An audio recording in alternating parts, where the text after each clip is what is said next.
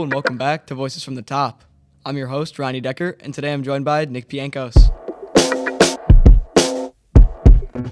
Nick is a senior here at Marquette High. He's involved in football, debate, and next year he'll be attending the University of Pennsylvania, where he'll be studying finance and international affairs. Thanks for coming on. Thank you for having me here. Yeah, of course. We'll just get right into it. All right, so first of all, I want to talk about debate. I feel like every time Mr. Johnson's on the announcements talking about debate, I always hear your name. Could you just explain a little bit of how you got involved in debate here at Marquette? Yeah, so I got involved in the world of speech and debate the winter of my freshman year here at MUHS. I was coming off of the football season, and I didn't really have an activity to participate in the winter. And my dad, who did my category extemporaneous speaking and debate, well, he was a student here back in the 80s, introduced me and took me to the meeting that they had that November. And I kind of just fell in love with what they were trying to display. And also I'm very involved in a lot of politics and economics. Those are my true loves, So I felt like I fit right in, especially with extemporaneous speaking, where every week pretty much I give a different speech about something in one of those two realms. Yeah, so how does the debate scene work? Do you go to meets with different schools? Is it a national level thing or? Yeah, so I participate both at a local level, state level, and then at a national level. So the local and state levels, they run about January to April, with the state tournament kind of being the end of it. But there's all kinds of preparation that goes into it. I'm starting to practice each season probably in October or as soon as the football season ends. But then national tournaments go all the way into mid to late June. So depending on what I'm doing each and every year, there's a wide variety of scheduling. Definitely. Yeah, I'm only a sophomore here, but I've definitely seen a lot of growth in the debate team. I remember last year, I knew a couple of guys in my class were in it, but this year, a bunch of sophomores joined from what I heard. Has that been a traditional thing? As you've been here, the debate teams continue to grow, or? Yeah, I think so. 2 years ago, during the national trip my sophomore year, we introduced a topic called the Webster Club. That was the whole entire debate, forensics, and student congress scene back in the 80s and 90s. We're all unified under a total club called the Webster Club, named after Daniel Webster, the famed orator.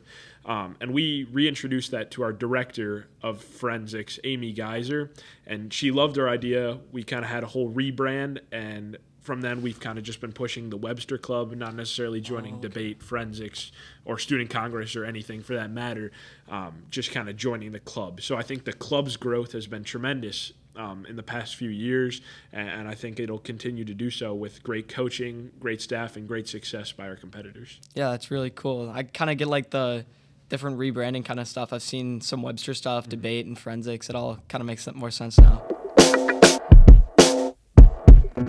So out of all your experiences with debate, what's been your favorite experience, a highlight of being in the debate club? Yeah, my favorite experience was in April of my junior year when I got to travel with our team down to the University of Kentucky's Tournament of Champions on their campus in Lexington.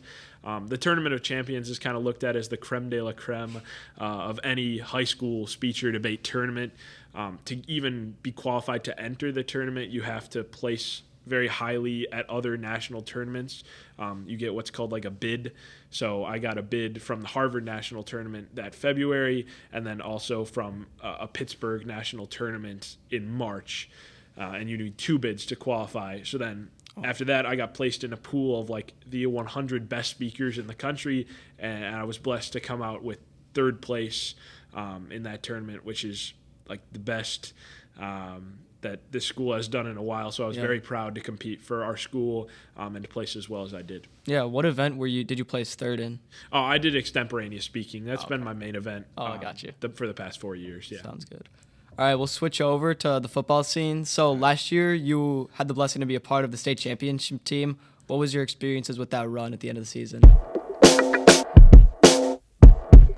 Last year, as a lot of juniors can attest to, I did not play too much. I mostly saw garbage time. But seeing the seniors step up, I mean, there are a lot of seniors that I can turn to and ask for advice who were just on that team just last year and who I still am friends with today. But it also prepared me for a more manageable role this senior year. I played a lot more this senior year, but it was great to get that experience from the seniors just last year. And again, it's just special to be part of a team that goes all the way and makes it to Camp Randall. Yeah.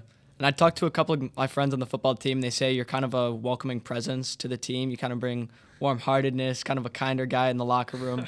Really big presence of a leader. What kind of led you to be that guy on the team?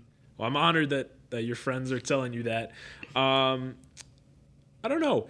I would say that I've tried to develop my leadership just personally over the past 4 years. Really, it's been about team outreach. So I just try to go up to as many guys, know every guy's name that's on the team.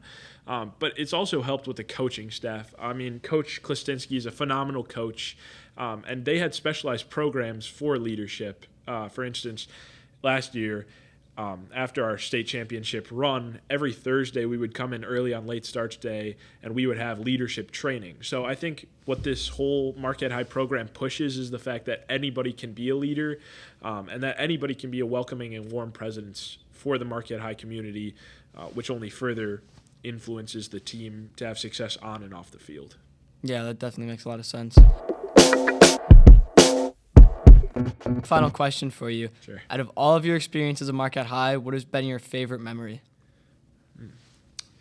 I would say my favorite memory has just been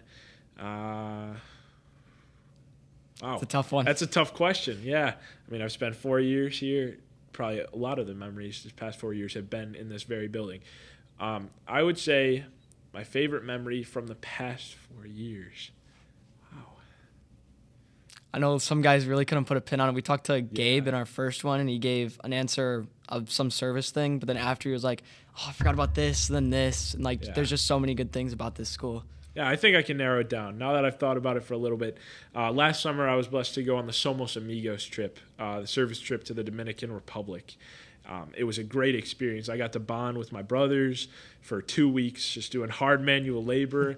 And we also got to bond with the villagers of Corocito in the Dominican Republic. And it's just something we still talk about today. And I'm sure when I see my brothers in 20 years, we'll still talk about that then. Yeah, that's been a popular one too. Just talking to some of the seniors, Somos Amigos has been a real big one.